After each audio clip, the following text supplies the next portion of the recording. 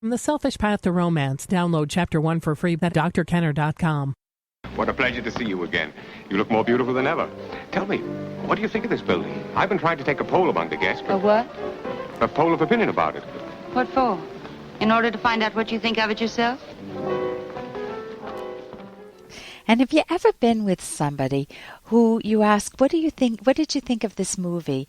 And instead of giving you their raw opinion or what they really think, they'd say, well, what do you think about it? And what does everyone else think about it? And then they state their opinion, which isn't their opinion. It's just the safe answer, in quotes, safe answer, that nobody will disagree with.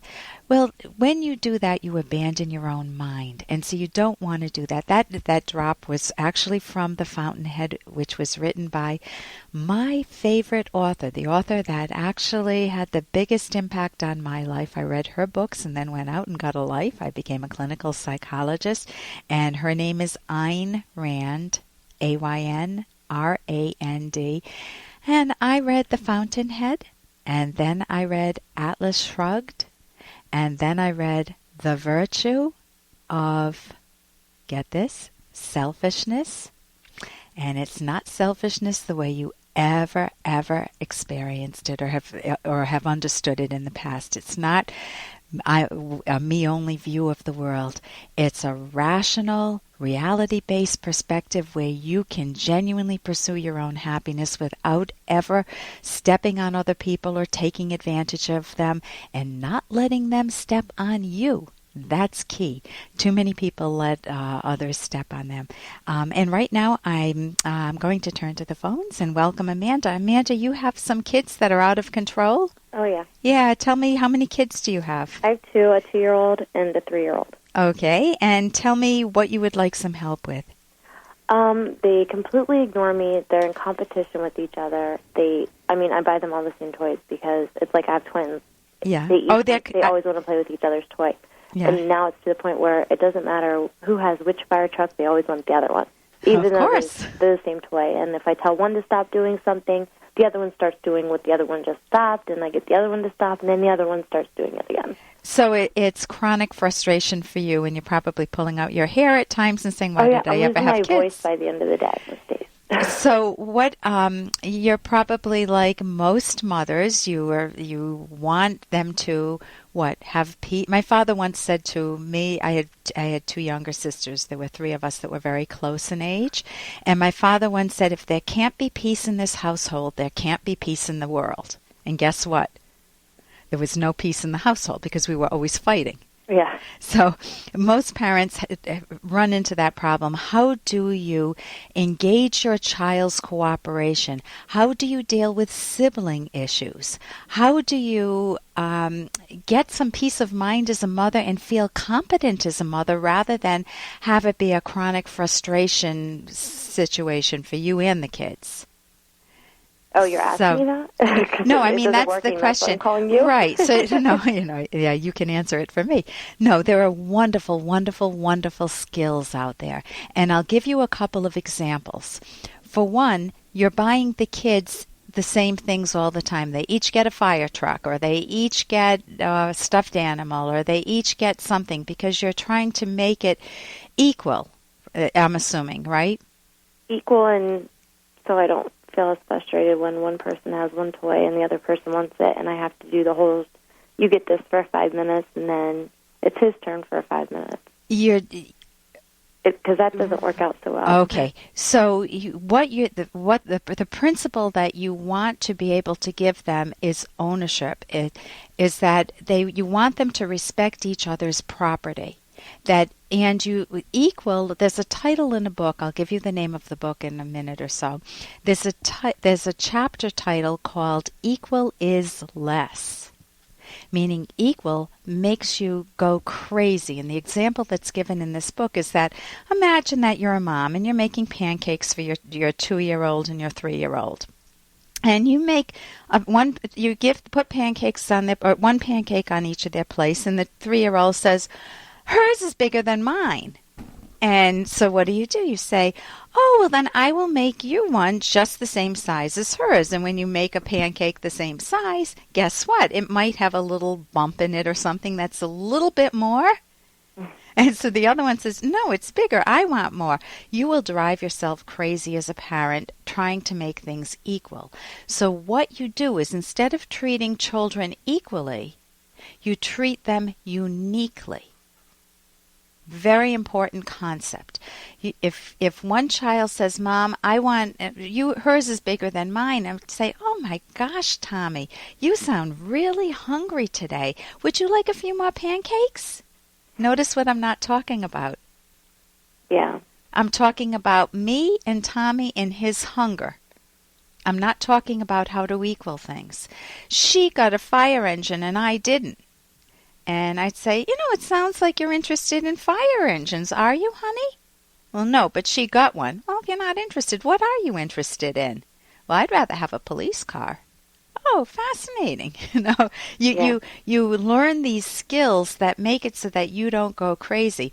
Also, when I learned, why don't you give me another example of something that you're having? Give me a scenario at home that's driving you crazy. That, like, if I tell one of them not to stand on something or walk on something because we have, like, a big hearth around our mantle, the other one will go and do it because I just told that one not to do it. So don't stand on the hearth? Yeah, like, I'll be like, Bryce, no, don't walk on that. And then Cameron will go and do it. So then I'm like... You have two little girls or two boys? Two boys.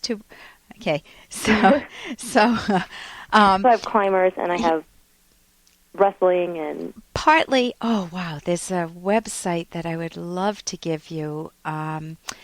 If you go to my website, it's Cornelia Lockitch's. You could probably Google her. It's guideyourchild.com. I'm pretty sure that's it. Okay. And she works with the very young children, and she gives some free advice on her website. The problem with what you're doing, if I say to you, I don't want you to put your hand on your forehead right now. This is Ellen, me, yeah. Dr. Kenner talking to you, Amanda. Yeah.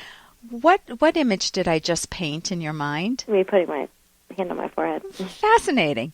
So if I really don't want you to put your hand on your forehead, what would be better for me to say? Put your hand on your hip. Yeah. Put your hand on top of your head. Right, or put your hand on your elbow. When we give kids negative commands, it's called the don't command, don't do this. We actually paint the picture in their minds of what they're not supposed to do, and many times they do it just because that's the picture that's in their mind. For example, you tell a kid when they're at a swimming pool, don't run, Johnny.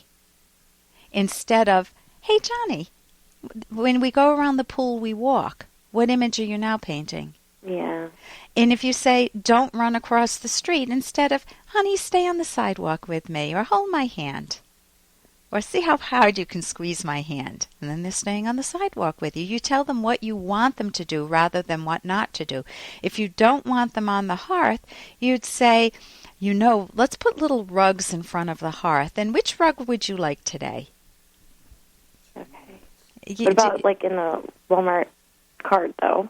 Oh, there are wonderful skills for that too. I want to give you in the Walmart cart. You've come prepared. What do they do in Walmart? Most of the time I try to have food with me, and then what happens is either I'm not done shopping and they're talking and screaming and crawling out of the car and switching spots, and I'm just trying to look at, like, maybe something to figure out what I need, or even at the grocery store, what stuff I need to make for dinner. Yeah. And they're going on and on, and I forget so much stuff because... Plan that in advance, then. Have your list in advance. I do, and it's just like I get there, and then there's like 9 okay, but also know what you'll learn at guidemychild.com is they're not necessarily being bad kids. They're being little scientists, and they're excited and they're enthusiastic. I went to the gym the other day, and a mom was yelling at her kid because the little kid was opening up all the empty gym lockers, and she's saying there are 4 corners. The mother's saying to the kid, there are 4 corners in this room, and I'm thinking, what's going on? She was punishing this 2-year-old kid, and I'm thinking the kid's just a little scientist investigating the lockers. Let her do it. There's no harm done. Nobody has clothes in these empty lockers. Yeah. Yeah. So listen, the book is How to Talk So Kids Will Listen and Listen So Kids Will Talk. And stay on the line. I'll talk with you. You can go to my website, drkenner.com, but stay on the line and I'll talk with you right during the break. I'm Dr. Ellen Kenner on the Rational Basis of Happiness.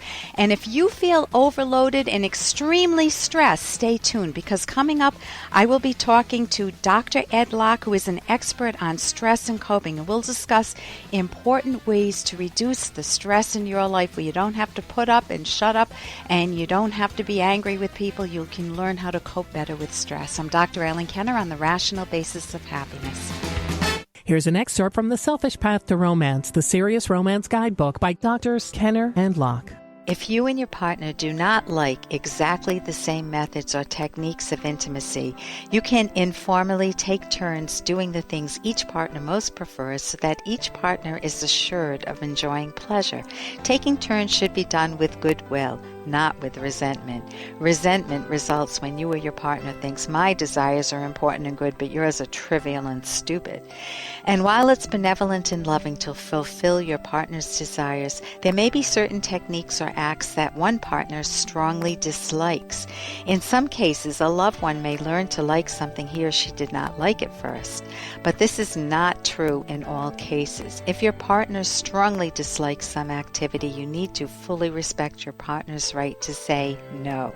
Download Chapter 1 for free by going to drkenner.com, and you can buy the book at amazon.com.